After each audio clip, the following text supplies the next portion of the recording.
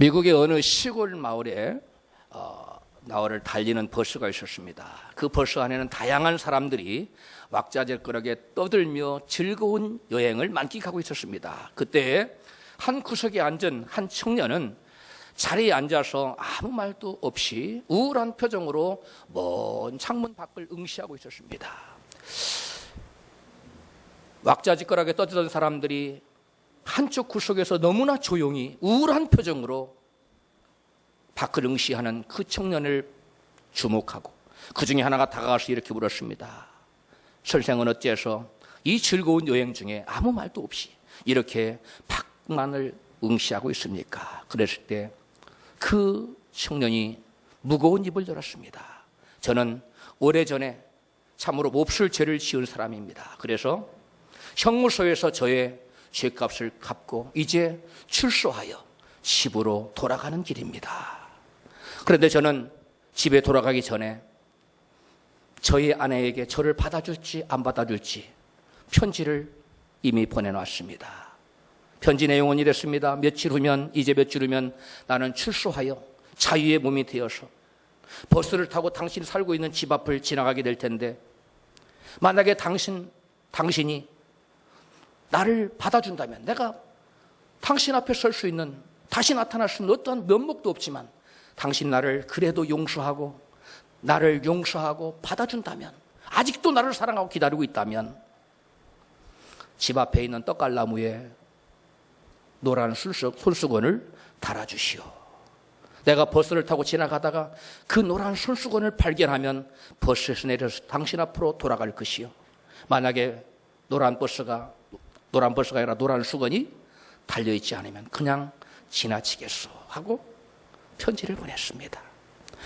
이 젊은이는 아내에게 돌아가고 싶지만 자기가 과거에 지었던 그 몹쓸 죄 때문에 아내가 과연 나를 용서하고 용납하고 받아줄런지, 아직도 그녀의 마음이 내게 있는지 아니면 내게서 떠났는지, 나를 사랑하고 있는지 그것이 너무나 궁금하기 때문에 사람들이 뭐라고 떠들던 여행의 즐거움에는 아랑곳하지 않고 혼자 깊은 생각에 잠겨 있었던 것입니다. 이제 그 차가 달려서 그 여인이 살고 있는 집 앞 가까이 다가왔습니다. 버스 안에 타던 사람들은 조용히 숨을 죽이고 과연 그 나무에 노란 수수건이 달려있을지 주목하고 바라봤습니다. 그런데 한 사람이 소리쳤습니다. 저기 손수건이 보여요. 차 안에 있던 모든 사람들은 동시에 와 하고 환호성을 질렀습니다. 한 조그마한 집 앞에 우뚝 서 있는 떡갈나무에 나무 전체에 노란 손수건이 가득 매달려 나부끼고 있었던 것입니다. 행여 남편이 노란 손수건을 발견하지 못하고 그냥 지나칠까 봐 나는 여전히 당신을 사랑하고 있어. 나는 여전히 당신을 기다리고 있어. 나는 당신을 용서했습니다. 그러니 제발 이 손수건을 보고 내게로 돌아오시오. 이런 염원을 담아서 그 떡갈나무 위에 하나의 노란 손수건이 아닌 무수한 노란 손수건을 담아서 그 마음의 중심을 표현했던 것입니다.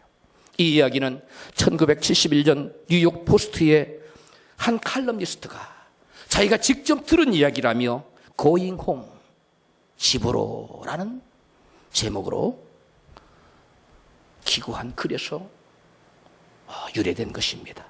이 이후로 미국에서는 군대의 자녀를 보내놓고 무사히 귀환하기를, 또한 집 나간 아내나 집 나간 남편이나 자녀가 돌아오기를 간절히 염원하는 그러한 뜻으로 집 앞에 전봇대나 나무나 동네 어귀에 노란 손수건을 달아서 자기의 사랑하는 자가 속히 돌아오기를 염원하는 그러한 사인으로 우리에게 다가왔습니다. 우리나라에서도 세월호 사건 때 노란 손수건이 나부끼어서 많은 보는 사람들로 하여금 마음을 찡하게 하고 그 아픈 마음에 같이 동참하게 만들었습니다. 집을 나간 사람이, 가족이 무사히 돌아오기를 바라는 마음은 그 누구나 잘할 것입니다. 더더구나 집 나간 자식이 돌아오기를 바라는 부모의 심정은 더더욱 간절할 것입니다. 우리 아버지 하나님께서도 아버지의 품을 떠난 자녀들이 돌아오기를 간절히 소원하고 계십니다. 하나님께서는 당신의 종 선지자 이사야, 예레미야, 호세야 이런 무수한 선지자들을 보내서 끊임없이 패역한 이스라엘 백성들을 향하여 돌아오라, 내게로 돌아오라, 이제라도 돌아오라, 내가 너희를 널리 용서하리라. 이렇게 주님께서는 하나님을 떠난 그 백성들을 향하여 끊임없이 돌아오라고 말씀을 하셨습니다.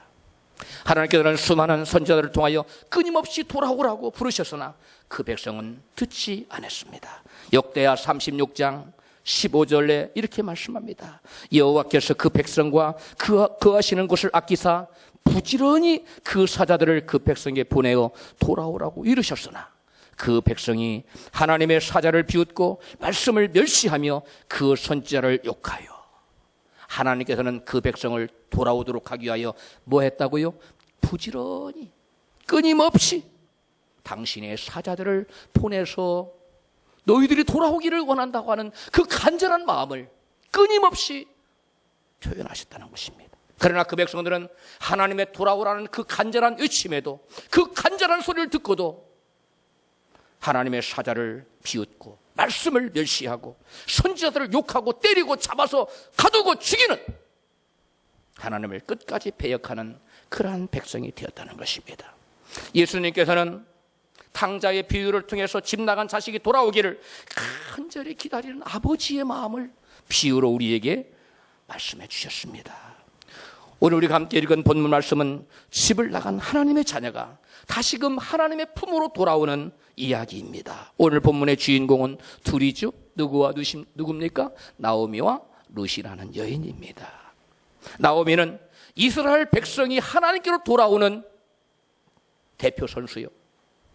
룻은 이방 사람이 하나님께 돌아오는 대표적인 사람들입니다.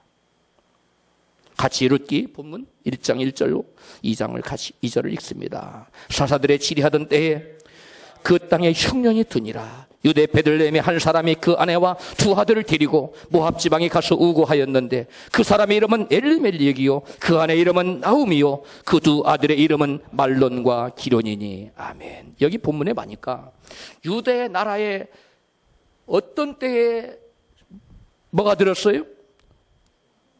어떤 때에 사사들이 치리하던 때에 그 땅에 흉년이 들었다고 말씀하고 있습니다. 사사들이 치리하던 이스라엘 때는 어떤 때입니까? 자기 백성들이, 하나님의 백성들이 다 자기 소견에 오른 대로, 하나님의 뜻이 어떻든 상관없이 자기 소견에 오른 대로 자기의 유익을 따라서 그냥 죄된 삶을 살았다는 것을 말하고 있어요. 오늘 본문에 여기에 시대적인 배경을 말씀하고 있는데 사사들이 치리하던 때에 일어났던 일이라고 분명히 말씀하고 있습니다. 하나님께서는 하나님의 뜻을 거스려 자기들의 뜻대로 살아가는 백성들에게 흉년이라는 징벌을 내리셨습니다. 하나님 없이 스스로 자기 인생의 주인이 되어서 자기 마음대로 죄를 짓고 하나님을 배역하고 등짐에 살아가는 자들에게 하나님께서는 흉년을 허락하신 것입니다. 왜 그랬을까요? 하나님께서는 그들을 하나님 품으로 뭐하게 하려고? 돌이키게 하려고. 내 품으로 돌아와라. 너희들이 지금 좋다고 너희들이 당장에 눈앞에 보이는 유익을 위하여 죄를 향하여 달려간다마는 그 끝은 사망이니라. 그러므로 너희는 죄악을 버리고 사망길에서 돌아길에서 생명길로 돌아오라. 내 품으로 돌아오는 것만이 영원한 생명을 얻는 길이라고 하나님께서는 그 백성에게 이와 같이 징벌로 하나님 백성들을 돌이키시는 것입니다. 여러분 자녀들이 잘못된 길로 가고 있을 때 무엇을 들지요? 무엇을 들어요? 사랑의 매를 듭니다. 가만두면 안 되겠기에, 이 아이가 영영한 엉뚱한 길로 가겠기에 우리는 마음이 아플지라도 자녀들을 매를 들어서 힘차게 내리칩니다. 마찬가지입니다. 우리 하나님도 우리를 사랑하시기 때문에 우리가 죄된 길로, 사망의 길로, 영원한 멸망과 영원한 저주의 길로 가는 것을 참아보지 못하여 오늘 본문에는 사사들의 살던 때에 그 사람들이 완악한 길로, 죄의 길로, 자기 인생의 주인이 스스로 주인 되어서 자기 맘대로 살아가는 그들을 향하여 돌이키라고 흉년이라는 매를 들어서 그 백성을 치신 것입니다. 그런데 하나님의 뜻을 알지 못하고 베들레헴에 사는 엘리멜렉이라는 사람이 그 흉년을 피해서 약속의 땅을 떠나서 이방 땅 모압으로 들어가서 살았습니다. 엘리멜렉은 약속의 땅을 피해서 다른 곳으로 가면 모든 어려움을 피할 수 있을 것이라고 생각했습니다.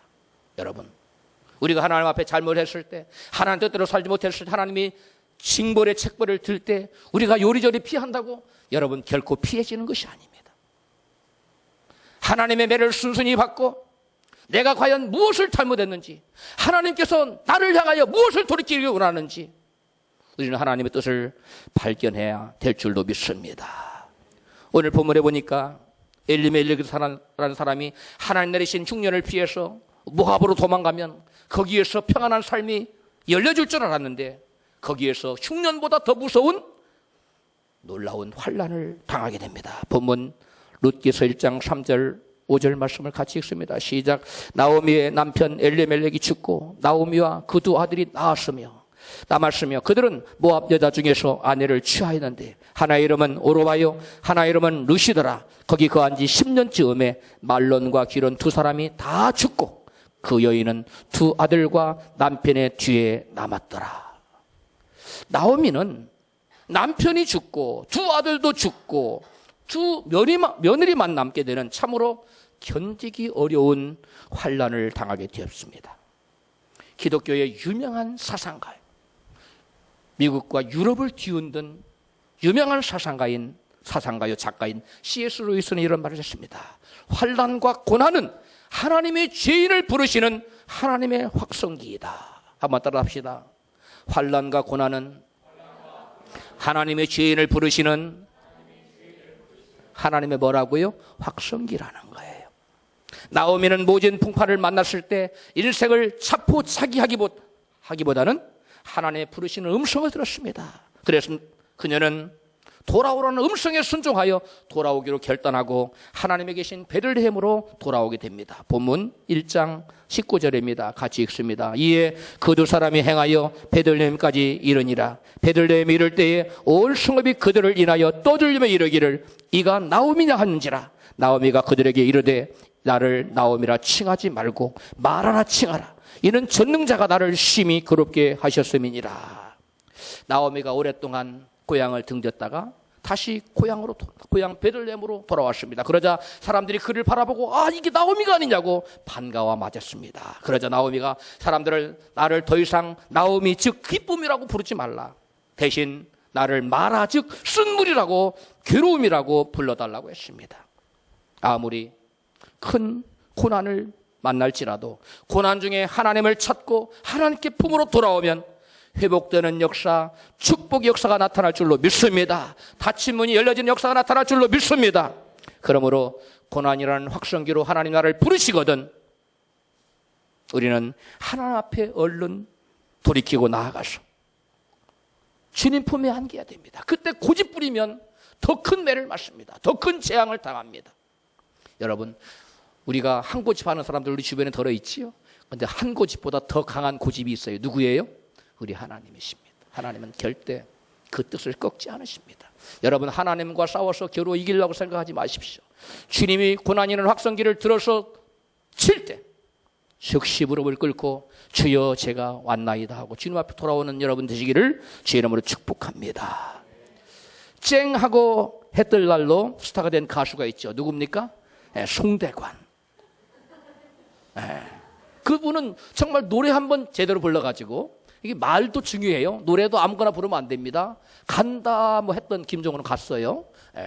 이별의 부사랑을 불렀던 사람은 이혼했습니다. 여러분, 쨍하고 해뜰 날을 불렀던 송대관, 그는 그 부인이 경영하는 부동산 투자회사에 보증을 섰다가 무려 200억의 빚을 집니다. 적어요, 많아요? 200억의 빚을 졌어요. 그리고 또 사람들을 투자했는데 잘못돼가지고 사기죄로 고발이 되어서 그는 실형을 선고받습니다. 사기죄로 피소됐어요. 그래서 그는 사기죄로 피소가 됐으니까 방송에 출연할 수 있습니까? 없지요. 3년 동안 방송 출연 정지를 당했고 법정 소송을 통해서 이루 말할 수 없는 역경과 시련과 환난 속에 들어갑니다. 그가 3년간의 극심한 고난을 통해서 자기가 무엇이 잘못된가를 떼었나, 내가 왜 이런 시련을 당하지? 자신을 깊이 돌아보았다는 것입니다. 송대관 씨는 이미 명색이 집사였어요.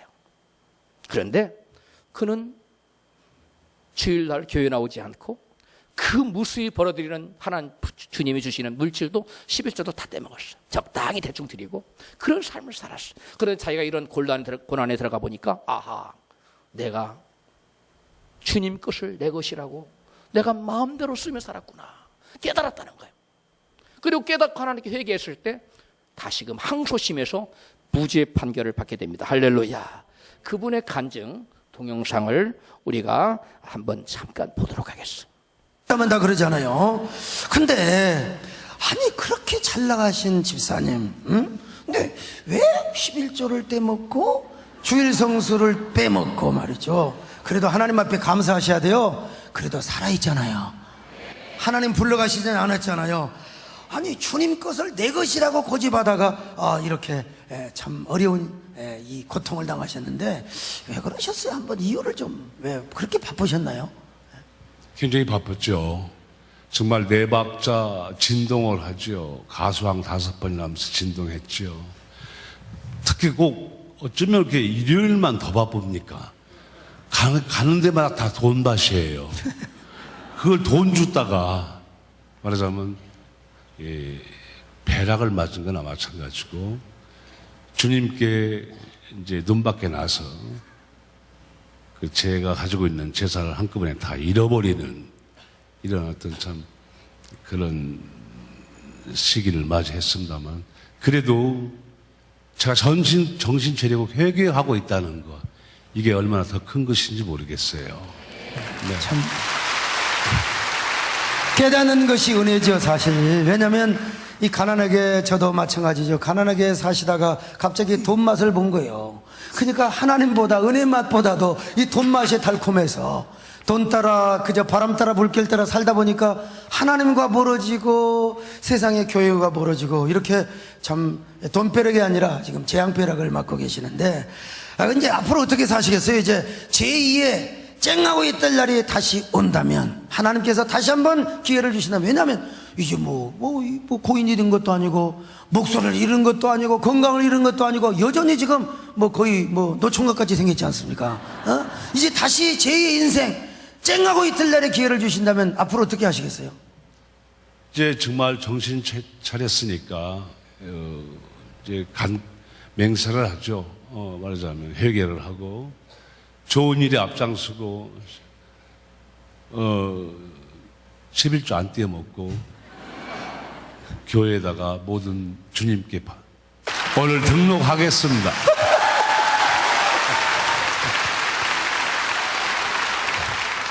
하여간 그런 회개하는 심정과 정말 하나님의 뜻대로 살겠다고 하는 마음을 담아서 용서하소서. 아주 2부 예배 때도 참 눈물을 자아냈는데 오늘 믿음으로 이 귀한 찬송을 은혜로 한번 들어보겠습니다. 박수로 맞이합시다.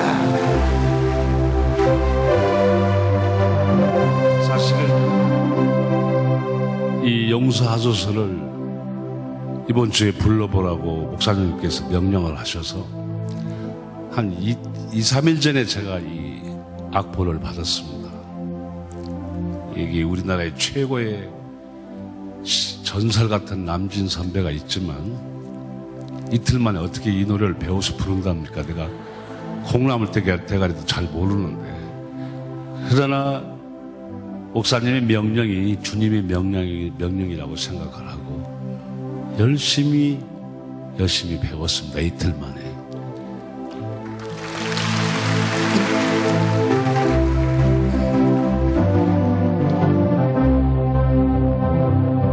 주님 것을 내 것이라고 고집하며 살아왔네. 금은보와 자녀들까지 주님 것을 내 것이라.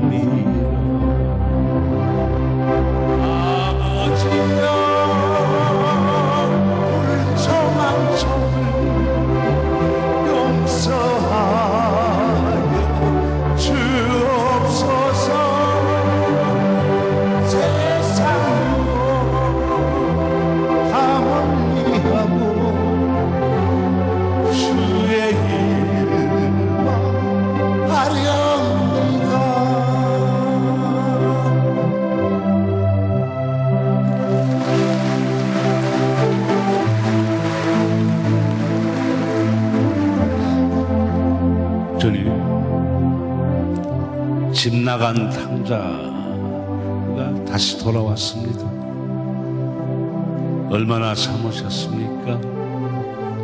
저를 얼마나 기다리셨습니까? 저는 가끔 기도를 할 때마다 주님께 뭘 달라고만 했어요. 주님, 나 정말 어려운데 좀 도와주세요. 우리 집에 누가 어디가 아픈데 뭘 좀 도와주세요. 뭘 주세요.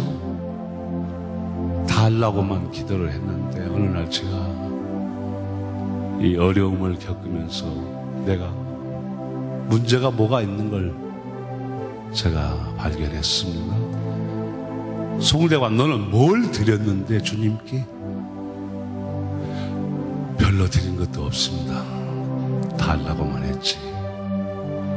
저는 이제 만약에 저에게 어떤 큰 재물이나 모든 것들이 많이 제가 가질 수 있다면 이걸 다 주님께 돌려드리고 바치고 우리 새 에덴 교회에도 바치고 다 드리렵니다.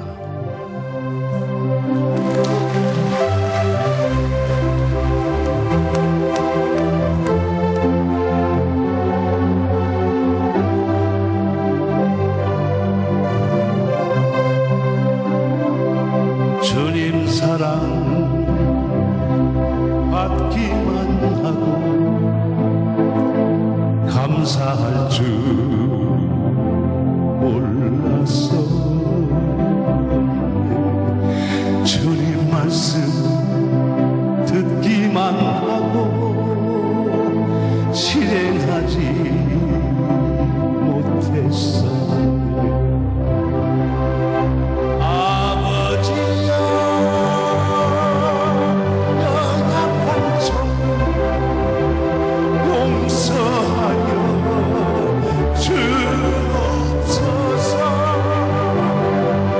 주님 명령 순종하면서 주를 위해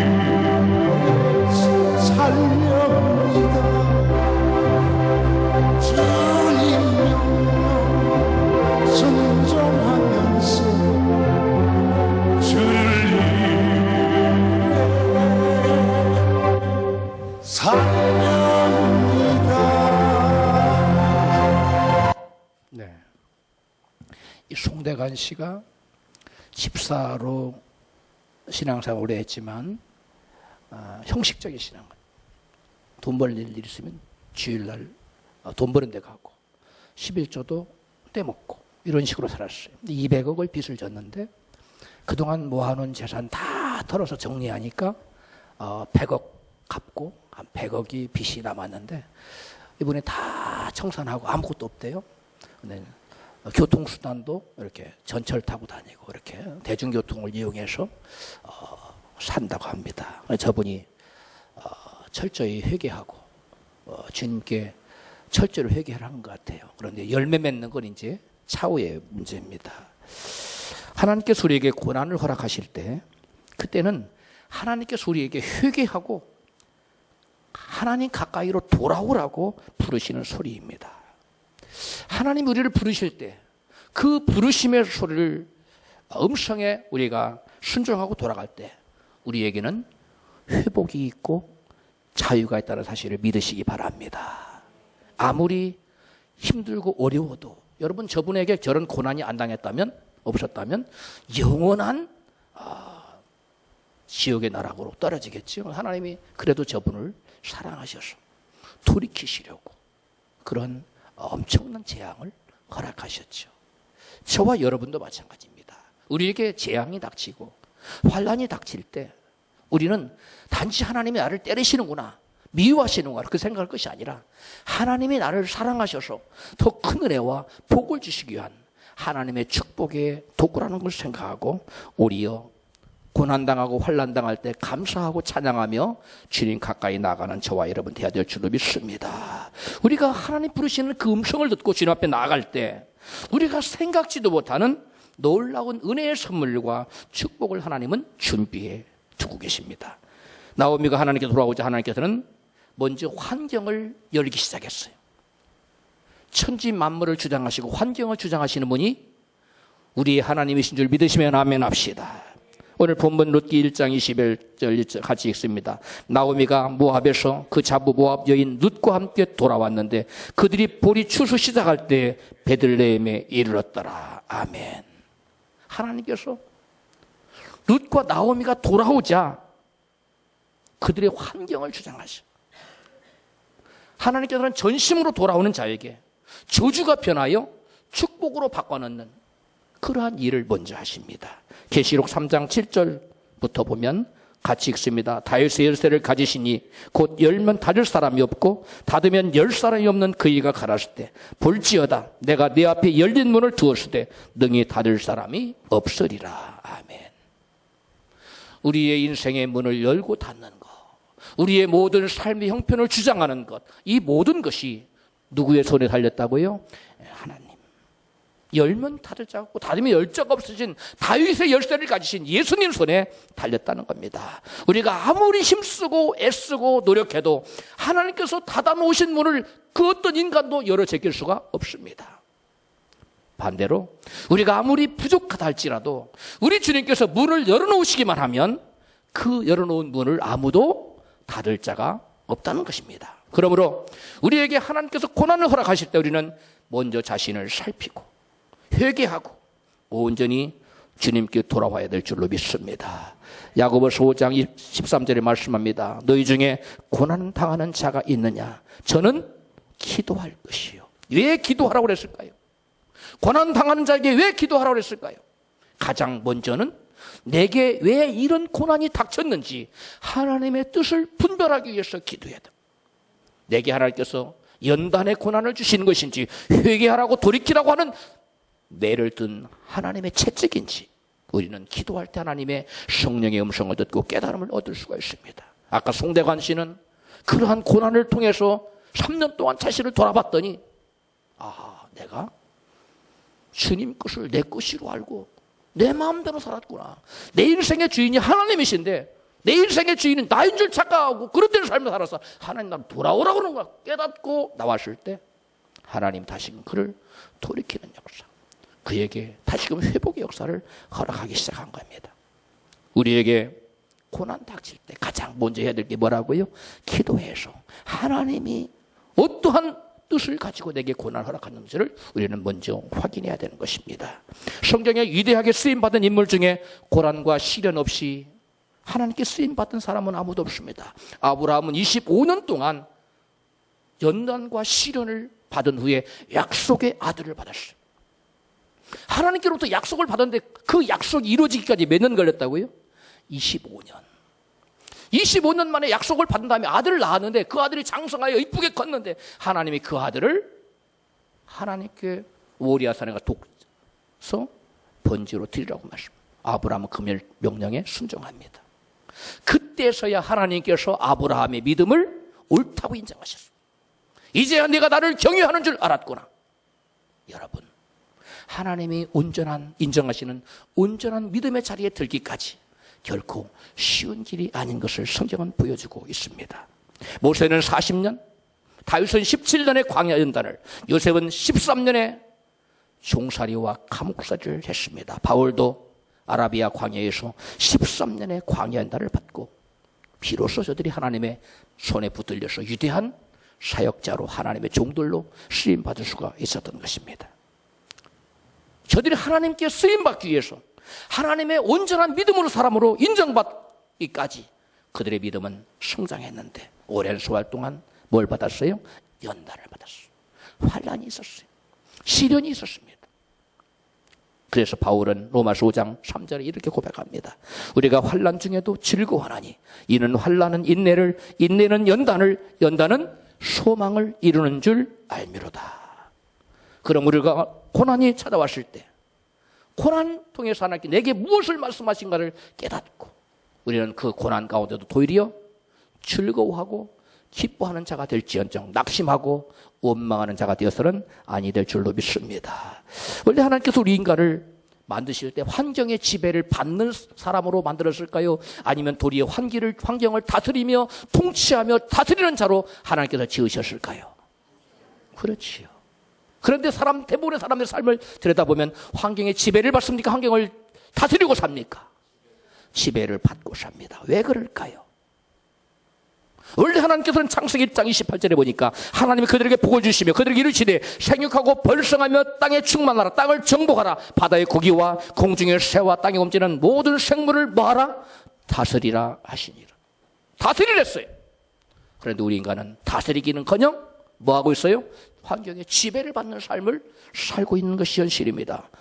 하나님께서 우리 인간을 원래 만드실 때는 왕의 권세를 가지고 만물을 통치하며 하나님을 대리자로 만물을 통치하는 왕의 권세를 부여받은 자로 지음받았어요. 실제로 그렇게 살았습니다. 그런데 우리 인간이 하나님을 거역하고 하나님을 떠나자 인간은 환경을 다스리는 존재가 아니라 하나님의 환경에 뭘 받는? 지배를 받는 존재로 전락하고 말았다는 것입니다. 그러므로 우리가 다시금 환경을 다스리는 통치자로서의 삶을 살려면 우리는 어떻게 해야 되겠습니까? 죄를 버리고 하나님께로 온전히 돌아와야만 될 줄로 믿습니다. 아담과 하와가 하나님 품 안에 있을 때, 하나님 말씀 안에 거했을 때는, 하나님 말씀에 순종했을 때는 만물을 다스리는 왕의 권세를 가진 위대한 인물로 살아갔지만 그들이 하나님을 등지고 하나님을 거역하고 말씀에 불순종한 삶을 살자 그들은 환경을 지배하는 통치자가 아니라 환경의 지배를 받는 저주스러운 삶을 살게 된 것입니다. 우리 인간의 죄가 어디에서 시작되었습니까? 스스로 하나님처럼 되고자 한 것이 죄의 발단이었습니다. 하나님을 내 인생의 주인으로 모시지 않고 스스로 주인이 되어서 하나님 없이 독립해서 살고자 한 그것이 바로 죄인 것입니다. 스스로 주인된 삶을 회개하고 하나님께 온전히 돌아와서 환경을 지배하는 권세자, 통치자의 삶을 회복해야 될 줄로 믿습니다. 하나님께 온전히 돌아오지 않고는 환경을 지배할 수 없어요. 환경에 지속적인 지배를 받습니다. 그러나 하나님께 온전히 돌아온 자는 지금 칠흑같이 어둡지 할지라도 그것을 다스리고 나갑니다. 지금 송대관 씨가 200억 빚져서 100억 갖고 100억 남았다 할지라도 그 100억 하나님이 그 삶을 주관하기 시작하면, 삶을 다스리기 시작하면 그건 시간 문제입니다. 모든 인생의 열쇠가 누구 손에 달렸어요? 하나님 손에 달렸어요. 우리가 하나님께 돌아온다는 것은 하나님 믿는다는 것인데, 하나님 믿는다는 것은 하나님과 내가 연합하여 하나가 된다는 것입니다. 그래서 하나님의 권세가 내 권세요, 하나님의 능력이 나의 능력이요, 하나님의 영광이 나의 영광으로 여러분 나타나는 것을 믿으시면 아멘 합시다. 여러분, 이것이 믿음이에요. 하나님께 돌아오는 것, 이것이 믿음입니다. 그런데 사람들은 하나님께 돌아오지기를 거부해요. 이게 무슨 말이냐면 끝까지 자기가 자기 인생의 주인인 줄 알고 자기 인생을 스스로 경영하려고 들어요. 내 인생은 내가 주인이 아니라는 것을 인정하시는 분만 아멘 해보세요. 입술로만 아멘해서 끝나는 것이 아니라 저와 여러분의 삶으로, 실제 행동으로 내 인생의 주인은 예수님이십니다, 내 인생의 주인은 하나님이시라고 행동으로 고백하는 자가 진정한 여러분 주님을 인정하는 자요, 예수님을 나의 주님으로 믿는 자인 것을 믿으시면 아멘 합시다. 여러분, 진정으로 회개하고 주님께 돌아와서 돌아온 자에게는 하나님께서 무엇을 주신다고요? 왕의 권세, 통치자의 권세, 환경을 다스리는 권세와 능력을 주십니다. 그런 왕의 권세가 회복되면 어떻게 될까요? 우리가 수고한 대로 열매를 맺습니다. 뿌리는 씨앗마다 다 열매를 맺고 하나님께서 모든 황충을 금하시고 모든 환경을 하나님께서 다스려 주시는 것입니다. 왕의 권세가 회복된 자는 이불대로 기도할 때마다 열매 맺는 역사, 수고한 대로 열매를 맺는 역사가 나타나기 마련입니다. 그러나 스스로 끝까지 주인 되는 삶을 포기하지 않고 회개하지 않는 한 그 누구에게도 환경의 지배로부터 벗어날 가능성은 전혀 없는 것입니다. 여러분, 환경에 지배받는 삶을 살기를 원하십니까? 아니면 환경을 지배하는 통치자의 삶을 살기를 원하십니까? 그렇다면 주님께 온전히 돌아오시기를 바랍니다. 내 인생을 내가 주인이라고 여러분 생각하거나 말하거나 그런 행동하면 안 돼. 내 인생은 주님께 달렸습니다. 주님께 온전히 돌아온 자는 자기 자신을, 나의 옛사람을 주님 십자가에 같이 못 박은 자요. 그래서 주님과 함께 더불어 죽은 자입니다. 예수를 믿는다는 것, 주님께 온전히 돌아온다는 것은 자기를 부인한 데서부터 시작돼요. 할렐루야. 자기를 부인하지 않고 난 예수를 믿습니다. 이것은 거짓이에요. 진정 예수를 믿는 자는 여러분 입술뿐만 아니라 그의 삶이 자기 자신을 부인합니다. 자기 자신이 죽었을 때 죽는 그 순간, 바로 그 순간이 믿음의 시작입니다. 내가 죽는 그 순간, 이것이 회개의 시작입니다. 자신을 부인하고 죽이시기를 주의 이름으로 축복합니다. 이것이 주님께 돌아오는 것이에요. 나오미와 룻이 하나님께 돌아왔을 때 때마침 보리 추수를 시작할 때였습니다. 본문 1장 21절 같이 읽습니다. 나오미가 모압 지방에서 룻과 함께 돌아왔는데 그들이 보리 추수 시작할 때에 베들레헴에 이르렀더라. 아멘. 나오미와 룻이 돌아왔는데 언제 돌아왔다고요? 보리 추수를 시작할 때 왔다는 거예요. 이게 무슨 말이냐면, 여러분 그 당시에 지금 나오미와 룻이 아무것도 없잖아요. 먹고 살 길이 없잖아요. 아무런 삶의 대책이 없어요. 그런데 마침 당도해 보니까 지금 무슨 길이 열린 거예요? 사는 길이 열렸어요. 무엇을 할 수 있었어요? 이삭 줍기를 할 수 있는 그러한 시기에 딱 맞추셨다는 겁니다. 우리 인생에 있어서 때와 기한을 맞추는 것, 이것이 얼마나 중요한지 모릅니다. 때와 기한을만 잘 맞추면 인생은 여러분 위대한 자가 될 수 있어요. 제가 대학 들어갈 때에는 외국어 대학의 중국어 학과는 저 꼬레비에 인기가 없는 학과였어요. 비인기 학과였어요.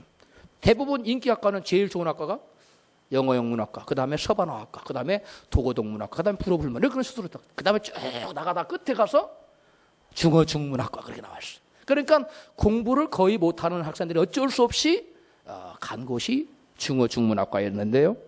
그런데 어떻게 됐습니까? 오늘날 그때 저희 동기들, 저 같이 다니던 친구들은 중어중문학과 나온 친구들 전부 다 전국에서 다 대학 교수하고 있어요. 뭐 하고 있다고요? 교수하고 있어요. 다 정교수가 됐답니다. 예, 그 당시에는 중어중문학과가 대부분 대학이 없었으니까 외대하고 몇 개의 대학에만 있었어요. 그런데 그 당시에 잘 나간다고 하는 서반어학과, 도고동문학과, 불어불문학과 나온 친구들은 크게 빛을 보지 못했습니다. 뭐 때문에 그래요? 때와 기한을 맞추지 못했기 때문에 그렇습니다. 여러분, 때와 기한을 맞추는 것, 우리 인간이 내일을 압니까? 모르잖아요. 이거 누구 손에 달린 겁니까? 하나님 손에 달렸어요. 제가 미국에 가서 공부할 때 이제 석사 과정을 마치고 박사 과정을 들어가야 되는데 이것이 만만치가 않았습니다. 풀러 신학대학원을 제가 다 석사 과정을 마치고 있었는데 대학원 교수님이 다 은퇴 연령이 돼가지고 더 이상 PhD 학생들을 안 받겠다는 거예요. 그래서 그렇게 고민하고 있었어요. 기도하고 있었어요. 그런데 제가 헬스클럽 체육관에 가서 사우나에 가서 운동하다가 땀 빼고 있는데 제가 어떤 분에게, 미국 분에게 전도를 했어요. 예수 믿으라고. 그랬더니 그분이 자리에서 벌떡 일어나더니 저보고 당신 패스터냐 목사냐 묻더라고요. 이 얘기가 계속되면서 저보고, 저는 바이올라 학생이고 훌로 학생이고 그분은 바이올라 대학 교수라는 걸 알게 됐어요. 그분이 저한테 뭐라고 그랬냐면, 패스터 킴, 너 우리 대학의 박사과정에 들어와라. 그래 제가 그랬어요. 제가 바이올라 박사과정에 들어갈 그 학점이 안 되고 여러 가지가 미흡하다. 그랬더니 Don't worry, 걱정하지 마라. 내가 너를 픽업하겠다. 그분의 도움으로 제가 바이올라 대학교 PhD 과정에 들어갔습니다. 할렐루야. 저는 실력으로 들어간 사람이 아니에요. 실력은 쥐꼬리만 한데 하나님의 은혜로 그 박사과정을 들어갔어요. 할렐루야. 그리고 이제 박사과정 공부하는데 사람들이 그렇게 나이 들어가지고 김 목사님 공부해서 어디 갈 데가 있냐고 사람들이 그랬습니다. 저도 이제 PhD 과정을 통과하고 논문 패스를 하고 어디로 가야 되는가 하고 고민하고 진로를 위해서 기도원에 가서 기도하고 돌아왔어요. 돌아왔더니 집에 이메일 한 통이 들어와 있었어요. 메일을 열어봤더니 그때 하나님의 성의 총회 통합교단, 그때 한 3,500교회 통합교단의 신학대학원에 학감 교수로 저를 청빙하겠으니 김 목사님 기도해 보시고 응답을 달라고 하는 메일이 와 있었어요. 그 신학대학원의 책임자인 원장 목사님한테서 메일이 왔다. 제가 기도하고 답장을 줬는데, 그거 왜 어떻게 된 거냐? 제가 PhD 논문을 쓸 때 세계적인 일꾼, 한국이 나온 세계적인 인물 12명을 연구했는데 그중에 미국이 아니라 영국의 옥스퍼드 대학원에 옥스퍼드 신학이 아니라 선교대학원의 학장이신 마운소 교수님을 제가 선정해서 인터뷰를 했거든. 만나서 인터뷰를 했는데 제가 너무 감사해서 나중에 논문을 쓰고 나서 논문 책을 한 권 보내드렸어요. 근데 그분이 제 논문 책을 읽고 감동을 받은 거야. 야, 이 논문 너무 좋다. 그래서 그분이 영국에 있는 모든 선교사님들 그리고 필리핀에 있는 모든 한국 선교사님들을 모아놓고 제 책의 그 박사 논문 과정을 가지고 프레젠테이션을 한 거예요. 발표를 한 겁니다. 그러고 나서 한국에 올 기회가 있었는데 한국의 신학대학원의 그 관계자하고 책임자하고 만나면서 제 얘기를 한 겁니다. 우리 교단에 이런 목사님이 있는데 청빙하면 교단 발전에 아주 도움이 될 겁니다. 그러니까 그분이 기도해보고 감동을 받고 모셔야 되겠다고 저한테 응답을 받았다고, 자기 링크드인 응답을 받았다고 메일이 온 겁니다. 저도 기도해보니까 가라는 그런 신호가 와서 제가 한국에 들어올 수가 있게 된 겁니다. 여러분, 이 모든 일들이 사람 힘으로 가능합니까? 이게 사람이 이게 하려고 해서 됩니까?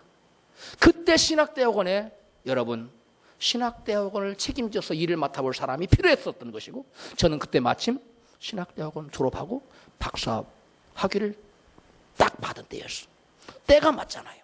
때와 기한을 정하시는 분이 누구셔요? 우리 하나님이세요. 제가 인터뷰한 그 목사님이 그 신학대학원 교수한테 가서 좀 얘기 좀 해달라고 제가 한 적도 없고 저는 저한테 메일을 보낸 분 얼굴 본 적도 없고 이름을 들어본 적도 없는 사람인데 이 모든 것을 하나님이 때와 기한을 정하신다는 것입니다.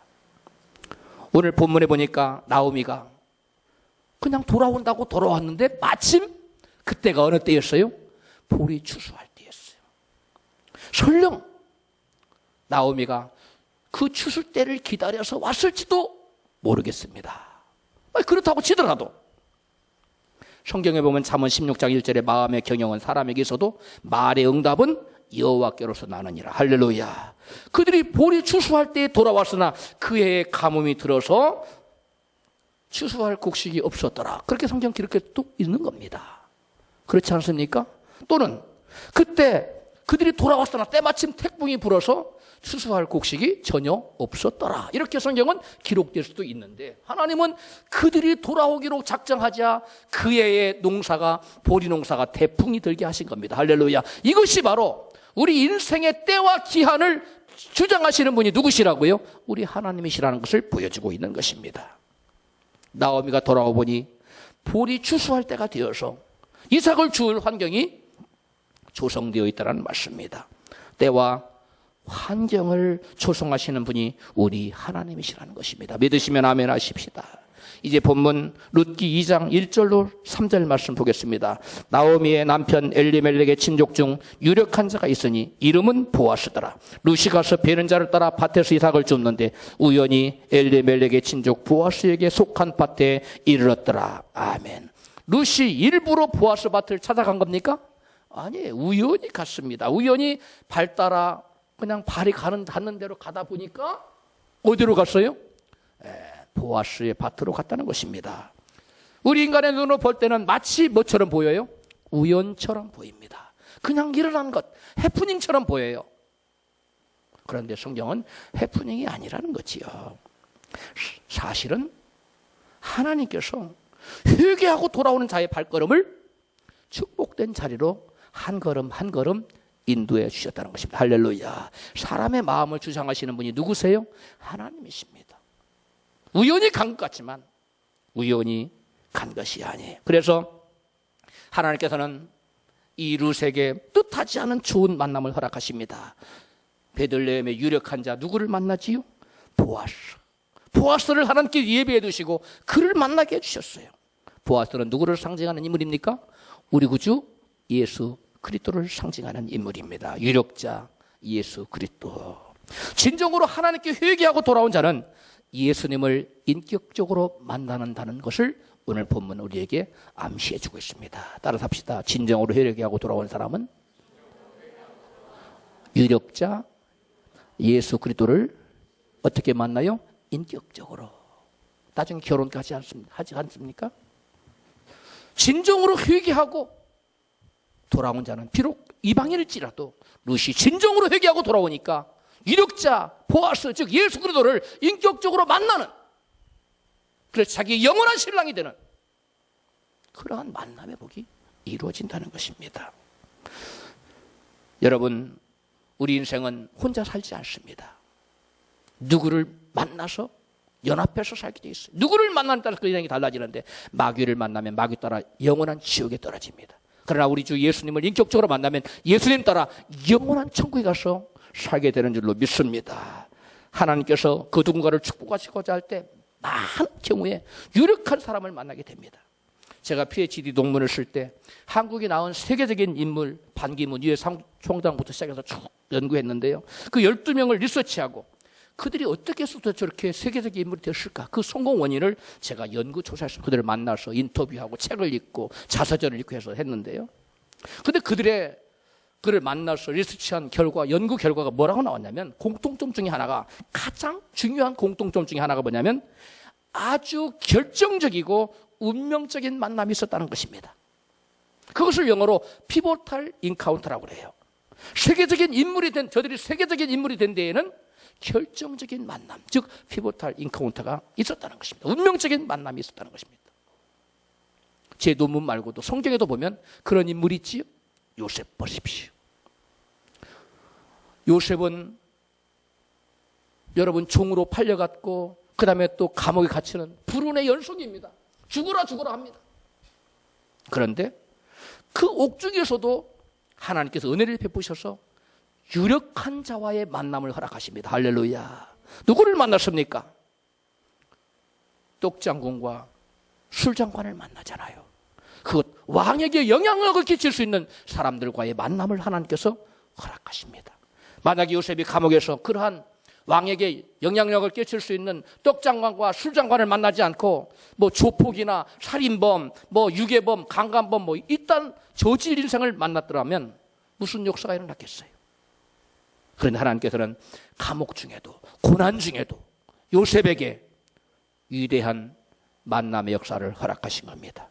그러므로 우리는 위대한 만남을 가지려면 하나님께 온전히 돌아와야 될 줄로 믿습니다.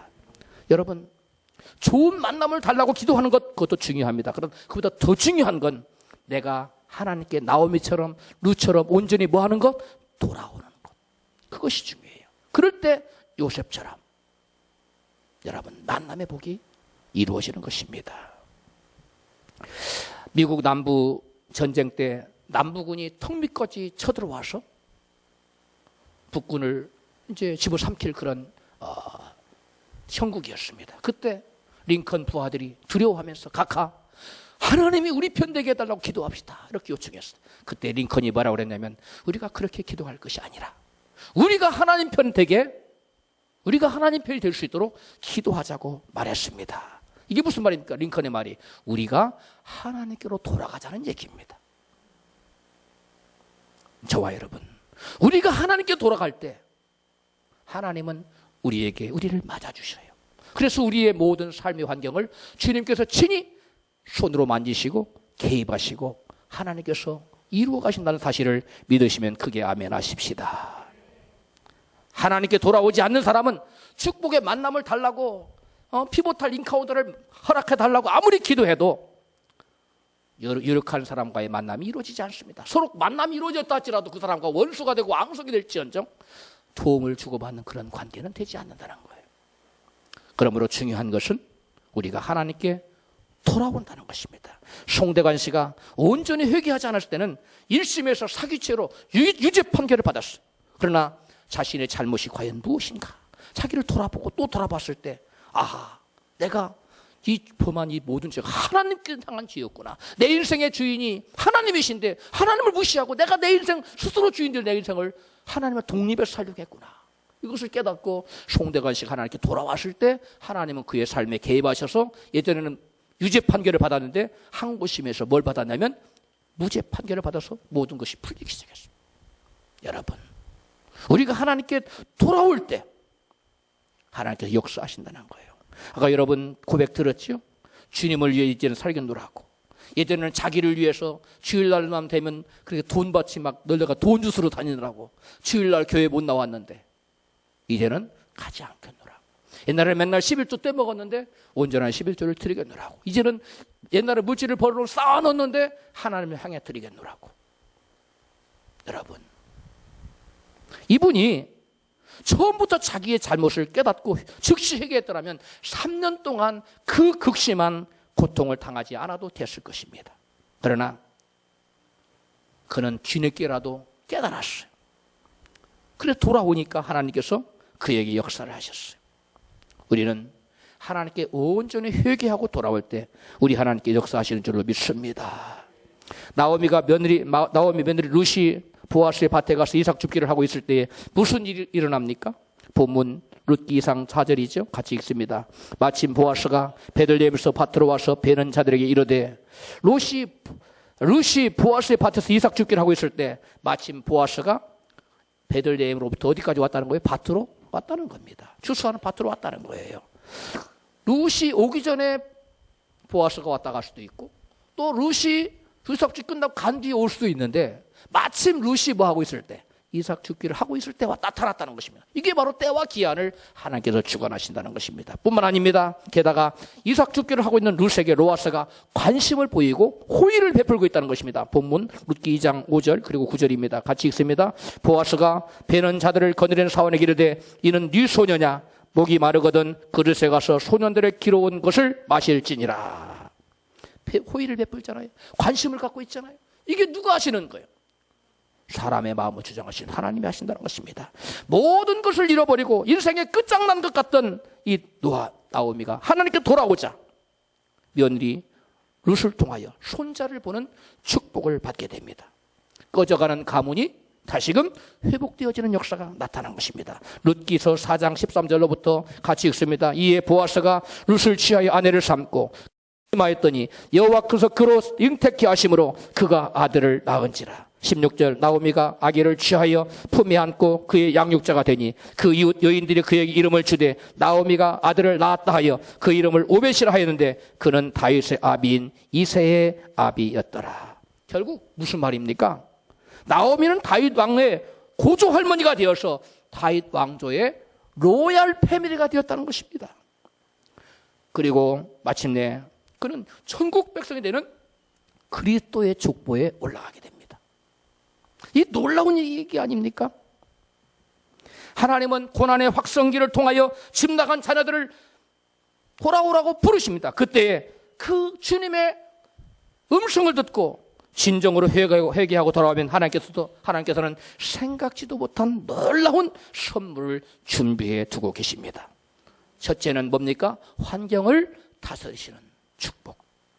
그 다음에 유력한 자 보아스, 즉 예수 그리스도를 인격적으로 만나서 나의 신랑이 되는 그러한 축복을 주님께서 예비해 두고 계십니다. 그리고 하늘나라의 로얄 패밀리가 되는, 하늘나라의 백성이 되는 그러한 축복이 주어지게 됩니다. 우리 모두 주님께 온전히 돌아오시기를 주님의 이름으로 축원합니다.